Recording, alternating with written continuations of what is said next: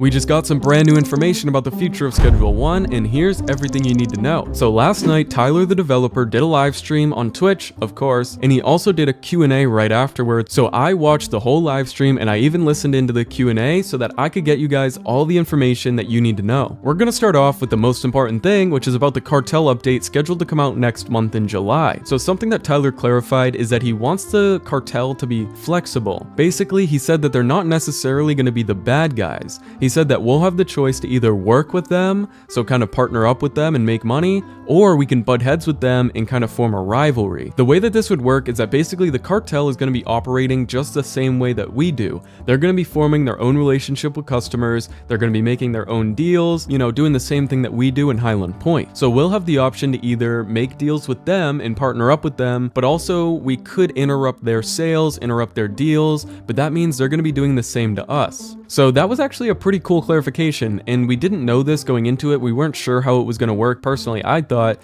it was just going to be a rivalry, like we're going to be butting heads with them, and that's the case. But we got that mansion up on the hill, and some theories are coming true that maybe we're going to be able to go there and make deals with the Cartel. Maybe we can do like wholesale deliveries and give them bulk, and then they'll go kind of like a new dealer in a way. So we have our dealers, but maybe we can go to them and they'll, separate our product off to their dealers, and then they take a cut of it, but it's another way to get out more product. Something else he touched on is that there might be the option to add a difficulty slider. Now this would apply to all aspects of the game, but he did say that there would be a Cartel difficulty slider, so if we are butting heads with them, we can either make them really hard or really easy. Now he also said that he wants to apply it to other things in game, like the length of days, police presence, and also even like the economy. Now of course it's going to apply to a lot more than that, but these are just the things that he talked about. Now something else he said is that he does plan to add new achievements into the game. The way he plans to roll this out is going to be with each update he would add in new achievements, and this means we would be getting some new ones next month with the Cartel update. He does want to expand on the lore. We touched on this in one of the previous dev streams, but he says that he does plan to expand on the story. Now, going forward past the Cartel update, he does have a little bit more of the roadmap fleshed out. So after we get the Cartel update in July, he plans to add weather into the game in August. Now, a lot of you guys out there, I've seen the comments, you're like, who cares about weather?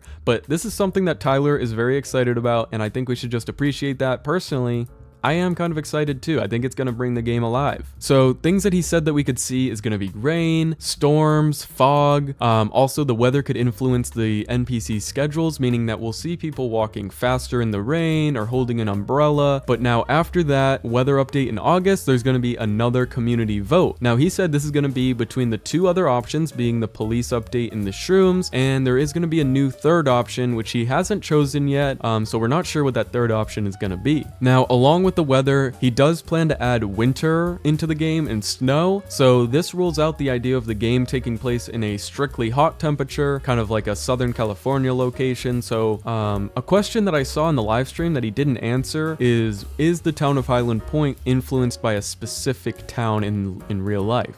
He didn't get to that question, unfortunately. I would have liked to know the answer to that. Something that actually surprised me is that he says he's actually going to backport updates to the free sample. I thought that the free sample was not going to get any more updates, but he actually said that he does plan to add things from the new game into the free sample. This is going to be things like weather. He said once he adds weather into the new game, he's going to add that into the free sample. And something that is good is he's going to add the optimization. So now that the game's going to slowly start to run better with all the new fixes, he's going to add those into the free sample as well. So if you're still on the free version, you got some updates coming your way. Now he was asked the question what he's most excited to add in from the roadmap, and his answer was actually the Halloween update. Now, I don't remember seeing the Halloween update on the roadmap, but this seems like something he's pretty excited to add in. He didn't add any information as to what we're gonna see, so there's no spoilers yet, but there was some speculation. Maybe we'll see NPCs walking around in costumes, and personally, I really love the idea of like seasonal events, kind of like GTA Online adds in the snow for a short time, and they actually do a lot of seasonal events in GTA, but we'll probably see maybe taco ticklers and different businesses in game all decorated for the events of the season. reasons. Now, beyond the Halloween update, things he's excited to add in is more drug types. That's something he did say.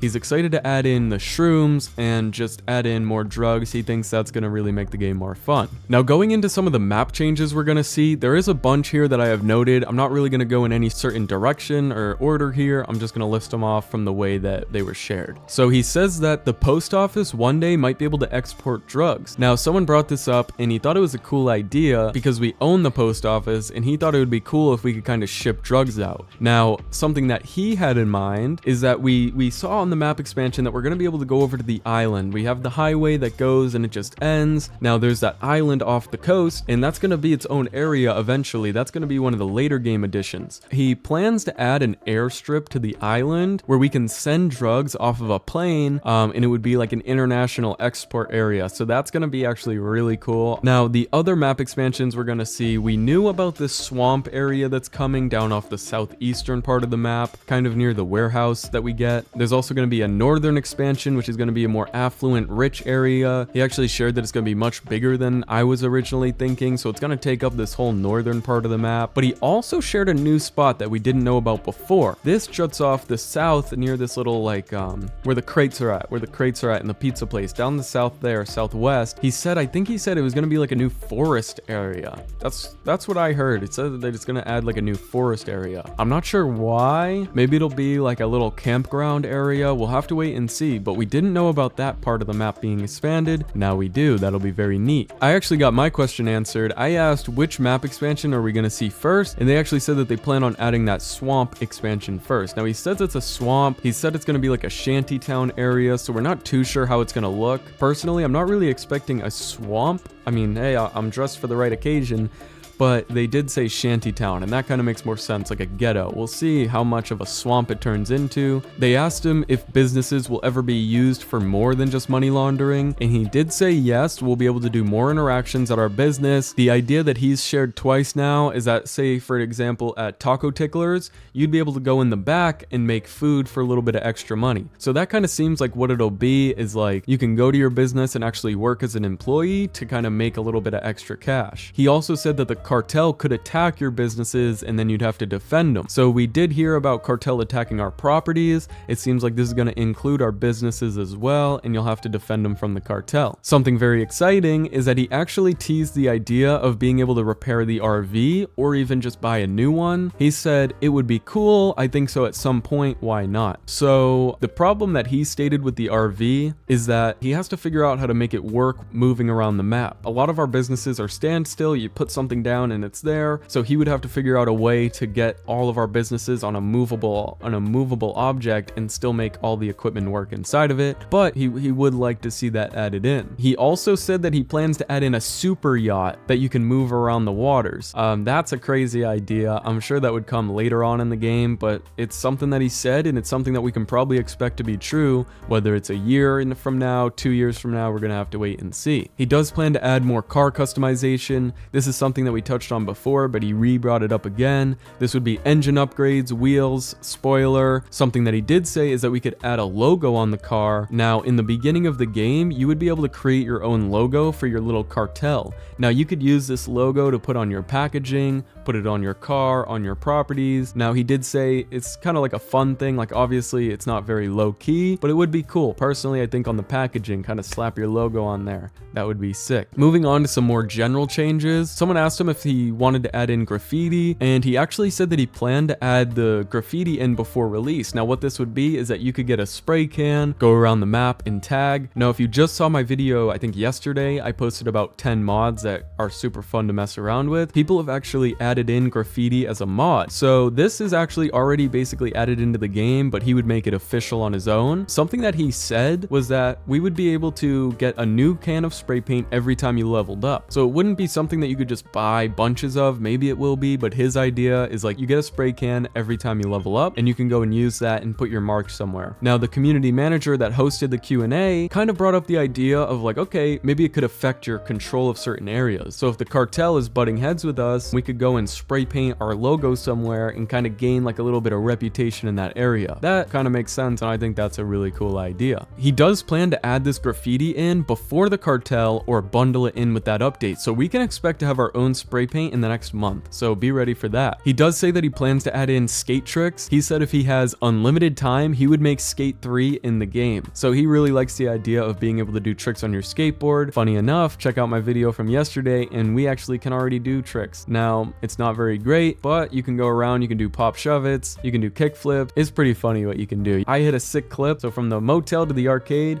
I hit that stair set, hit a pop shove it. It was a sick clip, man. Something he also added in is that he would like to increase the maximum size for your lobby, like multiplayer lobbies. He says he wants to go as big as possible, but he personally sees it probably maxing out at about 8 players. So it is going to be double what we have now, but don't expect like 32 player servers or anything crazy like that. He also said that he doesn't plan to add dedicated servers, so it's not like you can just go to a server browser and just join like a lobby or put up a server that your friends can join when you're not online. Basically, the way that the multiplayer works right now is that it relies on the server being a player itself. So he would have to rewrite the whole multiplayer code. Personally, I think by the time the full game comes out in say 2 or 3 years, I think was the goal, we could maybe see dedicated servers by then, but it is going to take a lot of work, so don't expect it soon. Now, moving on to some of the personal questions he answered, people asked him what was the biggest development challenge that he faced. He said that it was making the NPCs schedules and their behaviors. He showcased making the like driving routes, and it is pretty in-depth, so that was his biggest challenge in the development of the game. Someone asked him if he feels pressured to make content quickly, and he said, quote, not really, to be honest. He wants to do it properly over quickly, so that's really good, honestly. He said it's not really too important how long it takes. I mean, we already have a estimate of 2 to 3 years until version 1.0 comes out. He's a single developer, and he said it was like a marathon, not a sprint. Personally, I think this is a great way for him to be tackling this game. He kept saying he wants to do it right over doing it quickly, so it's good to see that the game is, you know, in tender loving hands. That being said, and this is actually a question I had, he was asked about the future of TVGS. Does he plan on making another game?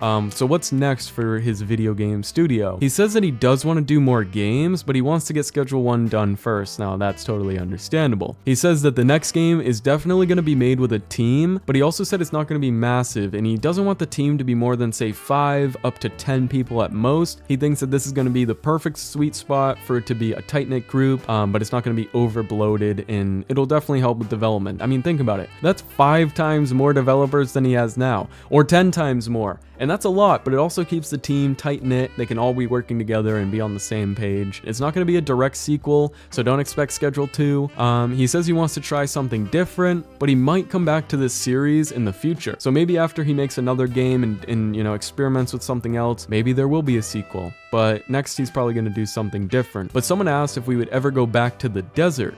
He said it's not totally out of the cards, but he just hasn't thought of it yet. He was sharing that the desert is a very small area. There's not really anything to do there. So he would have to either expand, or what he did say is that he wants to add Uncle Nelson back into the game. So he said that maybe we would be able to bail Uncle Nelson out of jail or do a jailbreak. Now I'm thinking maybe he's seen my video, who knows? Because he said maybe we could do a mission where we have to jailbreak Nelson out of like Serena Flats. So let's say there's a prison out in the desert. We might actually go there to break him out of jail. Now in my lore video, I said it's most likely that if we're gonna see Uncle Nelson, it's gonna be because we do something crazy like breaking him out of jail. So that might be true in the future. We'll see. He also talked about his stance on modding. This goes back to my video from yesterday. He said for the most part he likes modding. The only thing he doesn't like is that malware that people were shoving in them mods, but thankfully the community caught them really quickly. He says they add to the game. He said proper mods are awesome and he loves to see it. He does plan to add an official modding framework, but it's not going to be probably till the end of early access. He said that it extends the lifespan of the game, so Tyler is behind the modding scene. This one's pretty interesting. He says that the first NPC he ever made was Kevin from the supermarket. Personally, I did not expect that. I mean, like, Kevin's kind of like a weird little kid. I don't know if that was mean to say, but I guess he was the first customer. Then he says the second character he made was Jesse. That sounds about more right. Jesse's a little bit more iconic, but I'm actually surprised that the first character he made was Kevin. The kid with the little orange bowl cut. He said that he's going to be at PAX West, so if any of you guys are going to PAX West, you can actually meet Tyler, and I wish he was going to PAX East. I live on the East Coast, I live near Boston, and so if he went to PAX East, I would be definitely trying to meet up with him, but I'm not going to be flying out to the West Coast just to meet Tyler. So yeah, if you guys are going to PAX West, meet up with Tyler, say what's up to him, get on your knee. Okay, wait, pause, hold on, no, don't get on your knees. I was going to say, be like, oh man, I love your game, but don't be getting on your knees in front of Tyler. All right, this is ending the video on a bad note. So that's everything you need to know. Check out my other Schedule 1 content right here on screen, and I hope you have a great rest of your day. I'll see you in the next one.